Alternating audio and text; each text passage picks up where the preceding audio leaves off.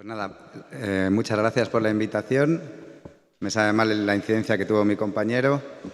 Yo siempre estoy encantado de venir a hablar delante de pacientes, es lo que más me gusta del año, la verdad, y lo que más me enriquece. También es un poco egoísta, me hace sentirme mejor después a mí también. Y bueno, es un poco improvisada, así que haré lo que pueda. Recorrido de nefritis, hasta dónde puede llegar la gravedad de la nefritis lúpica. Mi conflicto de intereses, ninguno para esta charla y vamos por aquí. Este es un poquito el esquema que va a llevar. Hablaremos un poco de la introducción.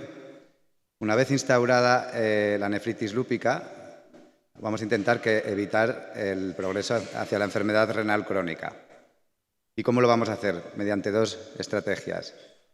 Mediante el control de los factores de riesgo cardiovascular clásicos, que va a ser muy importante. De hecho, a veces nosotros en la nefritis no sabemos cuando aumenta la proteinuria si es por el propio lupus o si es una proteinuria que los médicos llamamos hemodinámica, que tiene más que ver con la hipertensión o la diabetes, por ejemplo, o sobrepeso. Y luego vamos a ver la luz, ¿no? La luz, porque ahora tenemos un montón de novedades en el riñón y más que van a venir para poder trataros de una manera más eficiente y para evitar un poco el desenlace final, ¿no? Que es la progresión de una enfermedad renal crónica. Os daré unas pinceladas porque nosotros desde hace 10 años en el Hospital del Mar tenemos una consulta conjunta con un nefrólogo y hablaremos dos cositas sobre el diálisis y trasplante, que es lo que queremos evitar.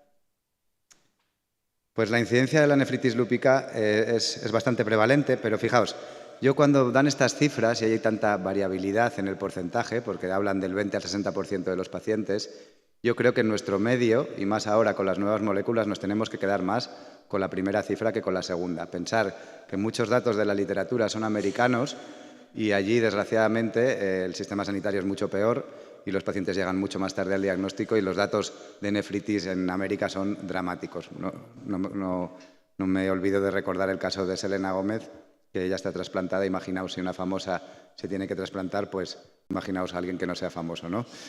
Y evidentemente cuando llega la nefritis lúpica, pues hay una elevada mortalidad, influye mucho en la mortalidad. Y la enfermedad renal crónica, una vez instalada la nefritis lúpica, los porcentajes son más variables, aunque se ponen más de acuerdo en las diferentes series y se habla que está entre el 5 y el 20%. Yo me quedaría como con un 10% de las nefritis lúpicas progresan hasta ahora, porque ahora va a cambiar todo con las nuevas terapias, hacia enfermedad renal crónica. ¿Y cuál es nuestro objetivo? Pues es evitarlo. Hay que preservar la función renal y disminuir la morbimortalidad asociada a esta enfermedad. Y estos son los objetivos EULAR y los objetivos de las guías de nefro, ¿vale? De preservar la función renal, aumentar la supervivencia, prevenir los brotes, mejorar la calidad de vida y evitar los efectos secundarios de los fármacos. Pero preservar la función renal en nuestros pacientes con lupus es uno de los objetivos que EULAR ya nos dice claramente. Y mirar esta gráfica es muy... Yo creo que ya la habéis visto porque casi todo el mundo la pone, ¿no? En la línea de arriba, a ver, en esta de aquí, sería la pérdida gradual de nefronas. La nefrona es un poco la maquinaria que tiene el riñón, ¿no?, para filtrar la sangre. Pues es la pérdida de nefronas a lo largo de la vida simplemente por la edad. Y esa es la línea azul. Pues si hay un brote de nefritis lúpica y ponemos tratamiento, se pierden muchas nefronas, de hecho se pierden muchas cuanto más tardemos en poner el tratamiento, pero una vez puesto, la pérdida es más lineal y es parecida a la que tendríamos con la edad, habiendo ya hecho un poco de daño. Si no pusiéramos tratamiento, fijaos cómo cae en picado. Por lo tanto, el diagnóstico precoz y el tratamiento precoz es fundamental para evitar la progresión de la enfermedad renal crónica. Desgraciadamente no tenemos todavía otro arma que hacer, que es la biopsia renal. Eso es así y no tenemos todavía otros medios. Sé que es un proceso complicado para vosotros, no la propia biopsia, porque realmente ahora mismo, incluso en nuestro hospital, ni ingresan un día ni nada, se van para casa, pero es el post-biopsia, ¿no?, que hay que estar 10 días pues, sin cargar peso, sin toser, no puedes estar estreñido. Evidentemente, todo esto, si tienes hijos, por ejemplo, ¿no?, muchas chicas con lupus están en edad fértil y vienen a ver quién me cuida al hijo y si no tengo medios para todo esto. Bueno, es un proceso que la verdad los médicos hablamos así, venga, biopsia renal, pero realmente hay que ponerse en lugar del paciente, ¿no? La segunda parte, para evitar la progresión a enfermedad renal crónica, que yo creo que es igual de importante que el tratamiento farmacológico dirigido del lupus a la nefritis lúpica, es evitar los factores de riesgo cardiovascular. Entonces nos vamos a centrar en estos dos puntos a partir de ahora. Lo primero, cómo minimizar los factores de riesgo cardiovascular, que tampoco me extenderé porque luego hay charlas, yo doy luego una de ellas sobre factores de riesgo cardiovascular y un compañero nuestro también da una de síndrome metabólico, así que no voy a ser muy pesado con este tema. Y luego veremos las guías para el tratamiento con las moléculas, con el nuevo posicionamiento, con las nuevas guías EULAR. ¿Cuáles son los factores de riesgo cardiovascular clásicos? Ya los conocéis: hipertensión, dislipemia, diabetes, obesidad, tabaquismo. Y justo en la nefritis hay otros factores intrínsecos a la enfermedad, como es la proteinuria, porque el síndrome nefrótico va a dar una hiperlipemia. Algunos inmunosupresores que nos salvan de la nefritis en los momentos iniciales, a la larga también pueden generar más hipertensión, incluso más insuficiencia renal. Y nuestro gran amigo y enemigo, ¿no?, de siempre, que son los esteroides. Gran amigo porque nos salvan del brote agudo, pero si no minimizamos su uso, también es nuestro gran enemigo a lo largo del tiempo. No voy a centrarme demasiado, como os he dicho, en qué hay que hacer exactamente, pero es fundamental el control de la dislipemia. Y aquí os pongo algunas recomendaciones de las guías CADIGO. Lo mismo para la hipertensión.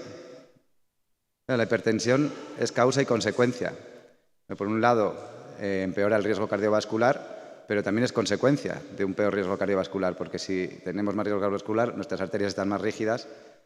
O sea que es fundamental. ¿Cómo podemos controlar la tensión arterial? En toda consulta de nefritis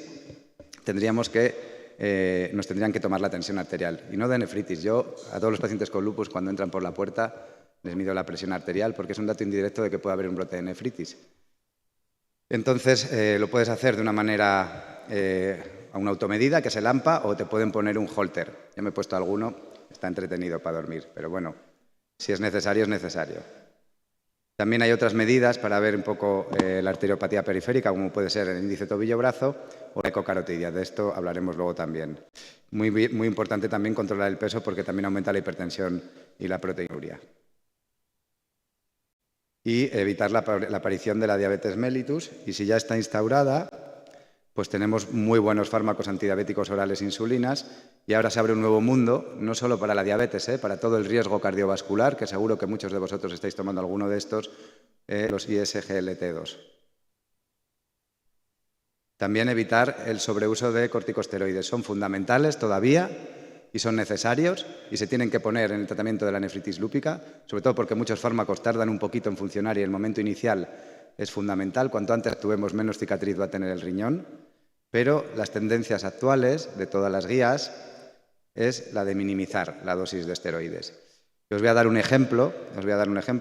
Ya vimos con algunos fármacos como el belimumab que se pueden ahorrar corticosteroides, aunque la pauta en el BLISS-LN, que es el ensayo clínico del belimumab, es más o menos como la que hacemos todavía normalmente. Sin embargo, hay fármacos nuevos, como por ejemplo la voclosporina, y os he puesto una diapo de cómo se bajan los cortis en los Aurora, que son los ensayos clínicos de desarrollo de la voclosporina. Fijaos, en la semana 16, y esto es la gran revolución, ¿no?, ahora, ya tenían dosis de menos o igual a 2,5 miligramos.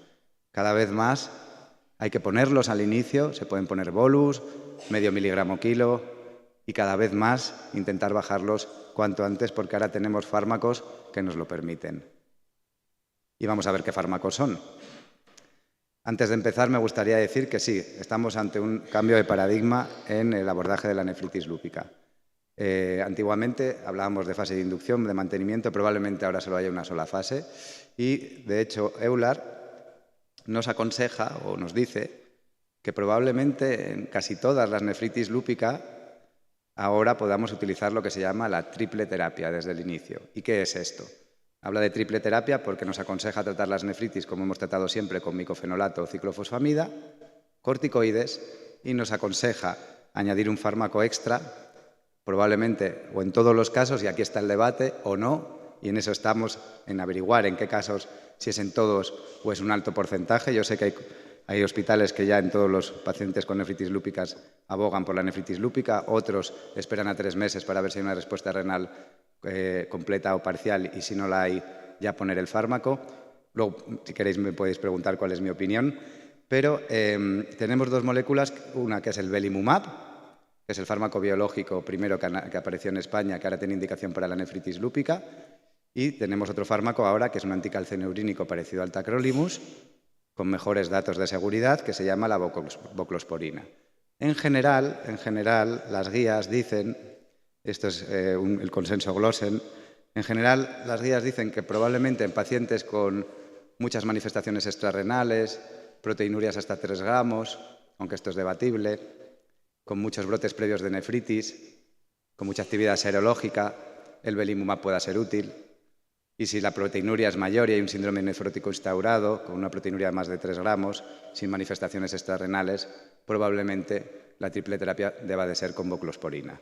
Pero bueno, esto es nuevo y todavía hay que acabar de perfilar exactamente en qué perfil de pacientes hay que usar estas nuevas moléculas. Además, deciros que se acaba de aprobar el fase 3 para un nuevo fármaco parecido al rituximab, que se va a utilizar solo en nefritis lúpica, que se llama obinutuzumab, y los datos son espectaculares. Y en marcha también está, sabéis que el año pasado sale anifrolumab en España para lupus sistémico, pues ahora hay un fase 3 en nefritis, que todavía no hay resultados y veremos a ver si también tendremos este tratamiento incorporado en la pauta de la nefritis lúpica o no. Pero quiero deciros que el futuro es esperanzador en el ámbito de la nefritis lúpica. Bueno, daros unas pinceladas de nuestra consulta. Nosotros visitamos a los lupus sistémicos el lunes por la mañana y la consulta de nefritis es por la tarde. Es una consulta que empezamos desde el año 2016. También tenemos hospital de día, una cirugía mayor ambulatoria donde hacemos las biopsias renales, tenemos una nefropsicóloga, una trabajadora social. Y nosotros sí que hacemos, además de la biopsia de diagnóstico, perdonad porque los datos están actualizados hasta el año pasado, que fue cuando tuve que hablar de esto, pero como esto ha sido un poco rápido no me ha dado tiempo a actualizarlos hasta hoy. Pero nosotros sí que hacemos a todos los pacientes, y a mí esto me costaba mucho como reumatólogo, fijaos que no soy nefrólogo, la biopsia de protocolo, ¿no? Y ahora sí que estoy convencido de que es útil, después de tantos años de... Al principio no lo llevaba muy bien, ¿vale? Porque decirle a un paciente después de 2 o 3 años de inmunosupresión, mira, te vamos a volver a hacer una biopsia para ver si te has curado el riñón, era difícil para mí, ¿vale? Porque pensaba que solo era con fines de investigación, que estamos sacando mucho de ello a nivel de investigación, y eso también vale, pero como persona y como tener al paciente delante me costaba. Ahora cada vez estoy más convencido de que sí que son útiles. Por ejemplo, en el momento de retirar la inmunosupresión, dentro de la biopsia renal hay un apartado para cronicidad y otro para actividad. Entonces, nosotros en las biopsias de protocolo que estamos haciendo, que es después de haber, no la de diagnóstico, después de haber acabado el tratamiento, nos vale para ver si todavía en la biopsia hay un índice de actividad importante para no retirar la inmunosupresión. Y si solo hay índice de cronicidad y el índice de actividad se ha quitado, podemos quitar o al menos reducir la inmunosupresión. Así que sí que pienso que tienen una buena utilidad clínica. Y he aprendido mucho en esta consulta, he aprendido mucho sobre histología, manejo de hipertensión, equilibrio ácido-base, saber bien ver lo que es la proteína creatinina ratio, la hematuria dismórfica, bueno, un montón de cosas que he aprendido. Y los nefros también aprenden, porque ellos no utilizaban la hidroxicloroquina en la nefritis, y siempre se lo recordamos. Tampoco sabían mucho de osteoporosis, y los corticosteroides dan osteoporosis. Y incluso la nefróloga que trabaja conmigo algún día incluso ha puesto metotrexate para manifestaciones articulares. O sea que creo que el abordaje multidisciplinar de nuestros pacientes siempre es enriquecedor. Bueno, esto sale mal, perdonar, son cosas del PowerPoint. Y ese es el apartado final, ¿no? Desgraciadamente, el 10% de los pacientes con nefritis lúpica van a llegar, aproximadamente el 10%, ¿vale? Van a llegar a tener, lo voy a ir haciendo a la vez, van a llegar a lo que no queremos, que es el diálisis y el trasplante. Y mirar, la diálisis puede ser de 2 tipos. Puede ser hemodiálisis, y suelen ir 3 o 4 días a la semana a hacer diálisis. Y luego está la diálisis peritoneal. Yo esto lo he vivido en mi casa porque tenemos una enfermedad renal, toda la familia, y mi padre está trasplantado. Mi padre hacía diálisis peritoneal. Rápidamente, España, gracias a Dios, es uno de los países que más trasplantes renales se hacen. Y en general, al año, año y medio en mi hospital, 2 años, por lo general, también depende del HLA, ¿vale?, de si es compatible o no, enseguida encuentran un trasplante que puede ser de donante vivo o no, o de cadáver. Pero en general va bastante rápido. Una vez que ya se hace el trasplante renal, el tratamiento para el trasplante renal es tacrolimus, acordaos, que lo hemos mencionado antes en el tratamiento de la nefritis lúpica, y micofenolato. Así que yo os digo que mis pacientes trasplantados, en general, no vuelven a hacer brotes de lupus, en general. Sí que es verdad que para las manifestaciones articulares, a veces, con estos tratamientos, que ninguno es efectivo en ese ámbito, pues sí que nos llaman y tenemos que poner a lo mejor hidroxicloroquina o alguna pauta de corticoides, pero en general el lupus en afectación orgánica se comporta bastante bien durante el trasplante. Y esta mañana, en el hotel, cuando me dijisteis que tenía que preparar estos, me bajé algunos artículos y mirad lo que dicen. Es que no sé qué le pasa al PowerPoint, pero bueno. La conclusión es que una vez trasplantado, el trasplante, la supervivencia del injerto es igual que en otras causas de trasplante, ¿vale? O sea que no nos tiene que dar... Bueno, claro que es un proceso horrible, ¿no?, que te tengan que trasplantar, evidentemente. Yo lo he vivido en casa, pero una vez trasplantado no tenemos que tener tanto miedo luego del lupus, y el riñón nos va a durar igual que a cualquier otro trasplante renal, ¿vale? Y bueno, la frecuencia de trasplante renal en los pacientes con lupus que tienen nefritis lúpica, el porcentaje es entre 0,01 y 5,5%, así que no es tan elevado, ¿vale? Y yo creo que estos datos, además, todos van a cambiar a partir de ahora con las nuevas moléculas, y espero que incluso ya ni exista, si existe, que ningún paciente con nefritis lúpica vaya a trasplante. Con esto termino. La nefritis lúpica es la tercera manifestación más prevalente en el lupus. Acordaos, primero articular, segundo cutáneo, tercero riñón. Las prevalencias de la nefritis lúpica tienen una gran variabilidad, entre el 20 y el 60%. Yo me quedo más en nuestro medio europeo con la primera que con la segunda. Desgraciadamente, otorga mucha morbimortalidad a la enfermedad. La mortalidad aumenta cuando un paciente tiene nefritis lúpica que si no la tiene. Fundamental, una vez instaurada, que no evoluciona insuficiencia renal crónica. Ya hemos hablado de ello, ¿no?, controlando los factores de riesgo cardiovascular clásicos. También fundamental el diagnóstico precoz y el tratamiento precoz con las moléculas que hemos hablado. Remarcar la utilidad de las consultas conjuntas. Hay un cambio de paradigma total con los nuevos fármacos, y esto es muy bueno para todos ustedes. Y si desgraciadamente progresa, tenemos centros preparados para la diálisis y para el trasplante. Muchas gracias.